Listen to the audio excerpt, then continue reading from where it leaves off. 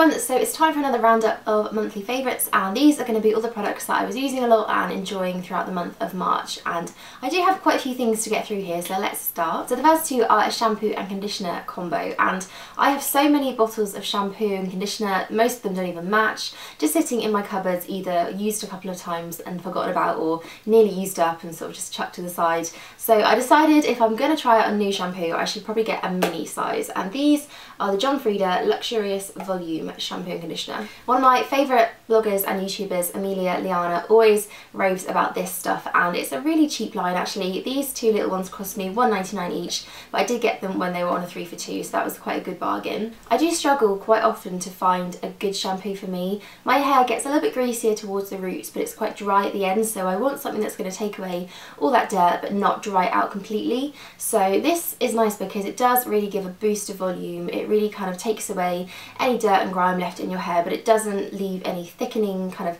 texture to it. It doesn't leave any product in it, but it really just makes it feel kind of weightless and nice and refreshed. I've actually used both of these up now, and I think I got about 5 or 6 washes out of them, so I've been using them pretty much all month, so I think I'll definitely be buying the bigger sizes. So I kind of go through phases of how I like to style my hair, and a couple of months ago I was just leaving it and kind of letting its natural texture come through, which is sort of straight with a little bit of wave in it, but at the moment I've really been enjoying curling it, and I actually wore it in this sort of curly style in my Q&A video, and a lot of people did ask me, what do you use, how did you curl it like that? So the tool that I've been using pretty much all month is this, and this is just one of my old favourites. I've had it for so long, and it's the TRESemme curling wand. I think they only come in one size, so it's the standard size, but it's a nice thick barrel. It has a slightly tapered edge, so the curls kind of look a bit more natural that way, but it just gives this nice sort of kind of weightless, effortless looking curl, and I don't really section my hair off too much when I use this. I just tend to grab random pieces,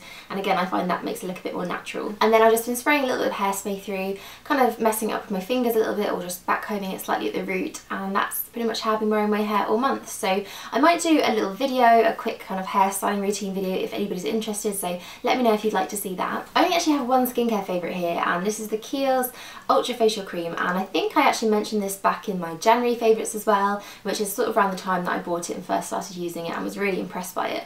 And this is the cream that I used in my evening skincare routine, and I really like it. Usually with kind of moisturising things, I do struggle to find a good one for my skin. They're either too rich or not rich enough, and especially in the evening, which is when I tend to use this, I need something that's going to last me throughout the whole night, because I do sometimes wake up and if I haven't worn a hydrating enough moisturiser, my skin feels quite dry and tight in the mornings. The texture of this is lovely because it is really rich, really hydrating, and yet it doesn't feel sticky on the skin. It really sinks in incredibly well and really quickly as well, but it still feels like it's moisturising for a long time, so I do wake up in the morning and feel like my skin is really hydrated when I'm wearing this. And I've even been using it in the day too. My skin's been going through a bit of a dry phase at the moment, and sometimes makeup doesn't sit too well on dry skin, so this has been really nice too. It's not rich enough that it makes my makeup look greasy or shiny, and yet it still keeps my skin really moisturised, so that's definitely a skincare favourite this month. This is probably the most expensive primer I've ever actually bought, which does make me kind of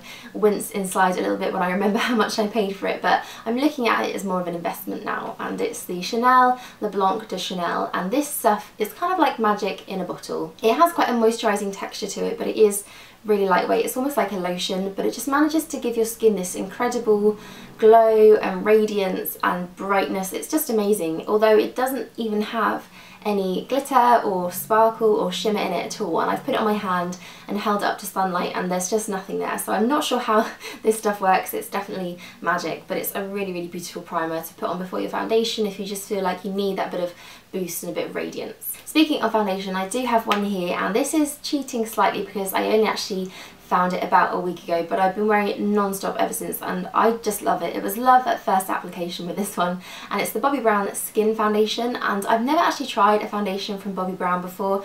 I'm a massive fan of their corrector. I have to use that every single day, but I never really tried out their bases. I was at the counter and I was just trying everything out, and I put this on the back of my hand, and it just felt so thin. It felt like there was nothing really to it, but it felt like it was giving a bit of coverage to my hand as well. So I bought it and I tried it out, and it just it feels so weightless. I have it on today and I can barely feel like I'm wearing foundation, and I've kind of got to the point now, I used to be really into my heavy coverages, but I'm much more into the lighter feel. I can't really stand having a heavy foundation on my skin. The coverage this gives though is so lovely. I've been using it on a buffing brush as I do with most of my foundations, and it just sort of buffs away all the imperfections, any redness, any uneven pigmentation, and just makes your skin look so fresh and so healthy, but pretty much like your natural skin, so it doesn't look like you're actually wearing makeup at all.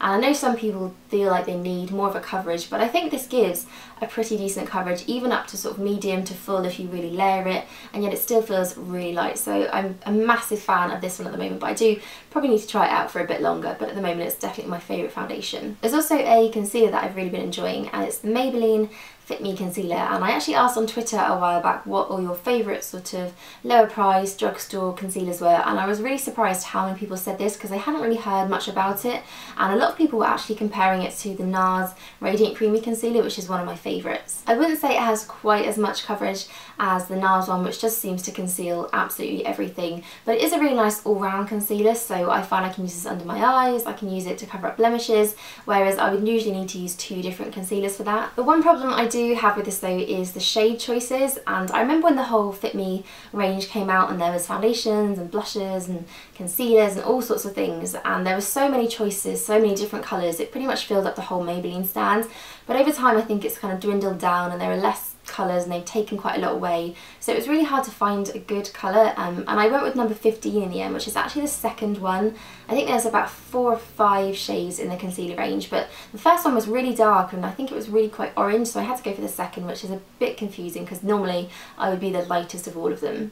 It does match my skin quite well though. It is slightly on the pinky side, but I think once your foundation's on it all sort of blends together quite nicely. But if you have a bit more of a darker skin tone, or if you are really fair, it may not be the best one for you. Now the next 2 favourites are lip glosses, and I'm kind of surprised that I'm including lip glosses in a favourites video because I'm not a massive lip gloss fan at all, but I brought these back in my spring makeup haul when all the Boots makeup was on 3 for 2, and they are the Maybelline Colour Sensational Shine Glosses, and I have become a lip gloss convert. I absolutely love these. I'm wearing one today, and this is the lighter of the 2, which is Cashmere Rose, and I also have Glorious Grapefruit, and these are such pretty shades, but I think my favourite thing about them is just the formula. I'd almost describe them as kind of like a lip balm texture. They're nothing at all like the normal lip glosses that can be quite sticky and tacky and just feel really horrible on your lips. So I've been wearing them pretty much non-stop this month. You've probably seen them in quite a few videos, and I like to put them in my handbag too because they're just the quickest thing to throw on when you're in a rush. Pastel nail varnish has definitely made a bit of a comeback in my nail wardrobe this month.